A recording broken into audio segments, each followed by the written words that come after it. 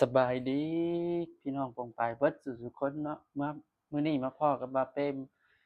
บ้านนา SKS คือเก่าทุกคนมาทุกคนมื้อนี้สิได้เป็นส้มตำคือเก่าแล้วพี่น้องเอ้ยแล้วก็สิมีหมูปิ้งมื้อนี้บ่ได้ซื้อผักท่านลืมพี่น้องเอ้ยกินได้นี่แหละกินง่ายๆอยู่ง่ายพี่น้องเอ้ยมากินส้มตำซุมื้อนี่แหละบ่มีหยังดอก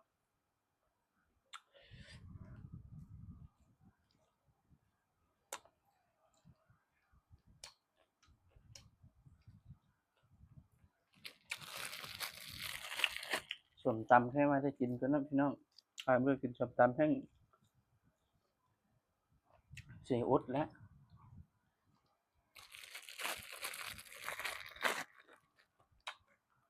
อือ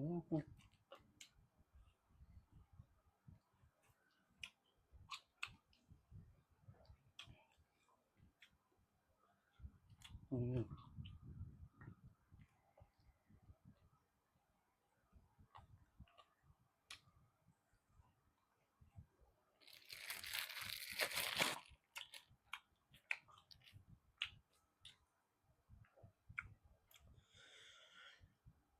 แซ่บๆเลยพี่น้องเอ้ยนี่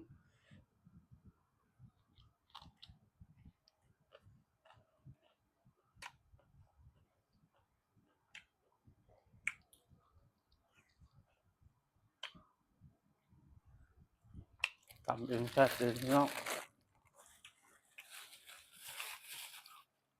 อืมเส้นมะคุงก็กรอบๆ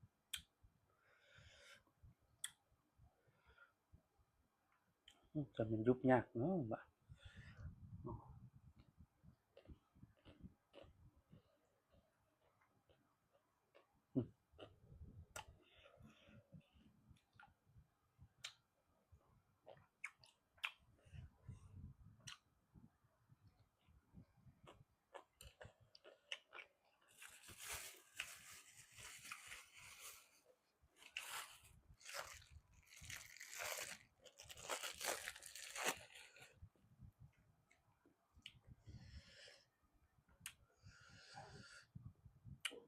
อืมอืม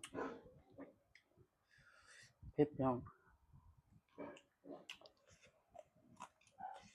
ถ้าบ่เผ็ดมันบ่แซ่บอืมอืมอืม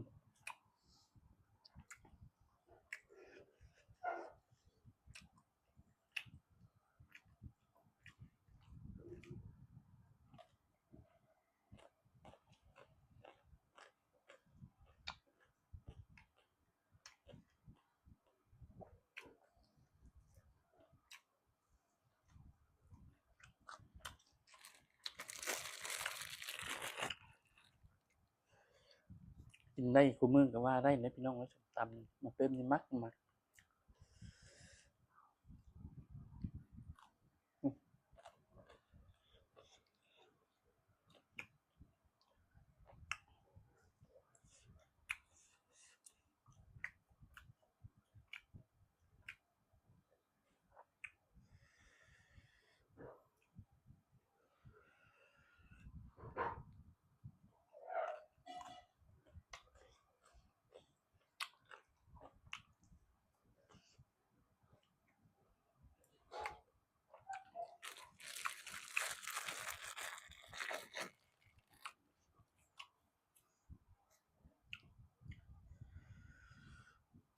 ถ้าบ่กินส้มตำสิกินหยังเนาะพี่น้อง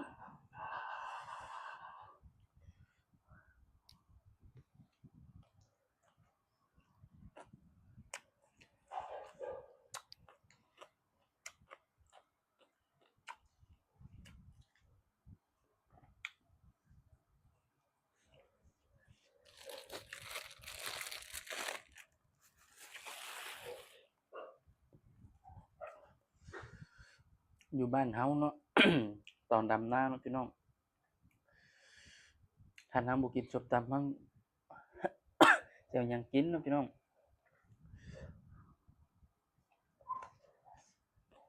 ดำน้ำนี่เมื่อยยากมาก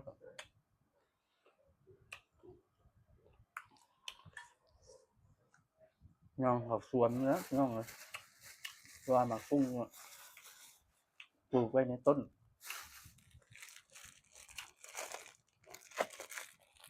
อันกุ้งมาตำปูมึงคันทำหมดตำหมกคุ้งอะหมูฮู้ว่าสิกินหยังคงบ่ได้หาพี่น้องเอ้ยบ่จักแนวสิหาน้องตื่นเช้ามากอะประมาณ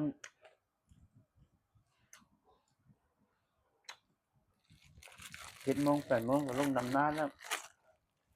ขึ้นจากดำนาก็ประมาณ12:00หรือว่าเที่ยงเฮาสิเอาเวลาใดไปหาของกินก็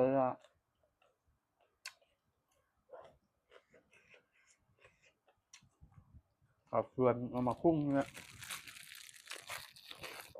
มาตำปูมึง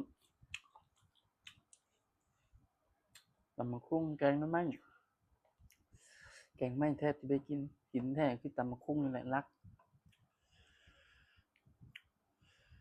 แล้วก็จกปูม้าปูน้อยๆนะพี่น้องกับปูตอนเป็นวัยรุ่นนะเป็นคนก็ตอนเป็นบ้าวจกมาล้างน้ำคักๆแกะอ่องมายุบกับ ตำบักหุ่งนี่แหละพี่น้องอุ้ยเข้าคักคือหยังซื่อเลย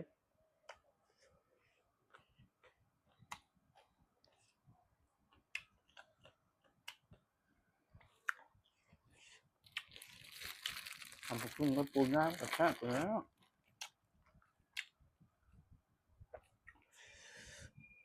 คลิปนี้ถ้ามีคนบ้านเฮาเบิ่งหรือว่าเขตใดก็ตามหลายๆคนก็อาจสิกินเนาะเคยกินเนาะพี่น้องที่ว่าเอาปูนามายุบกับตำบักหุ่งนั่นนะพี่น้อง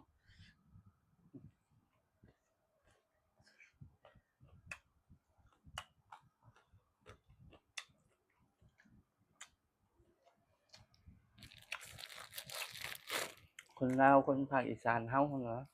เขตนี่หลายๆคนก็อาจสิกินอยู่ปูนาก็ยังบ่ได้ตายเด้เอามาเทลงถ่านมันก็ต่อยแล้วพี่น้องเอ้ยดูแดกอยู่จับมายุบกินรสแซ่บเลยพี่น้องเอ้ย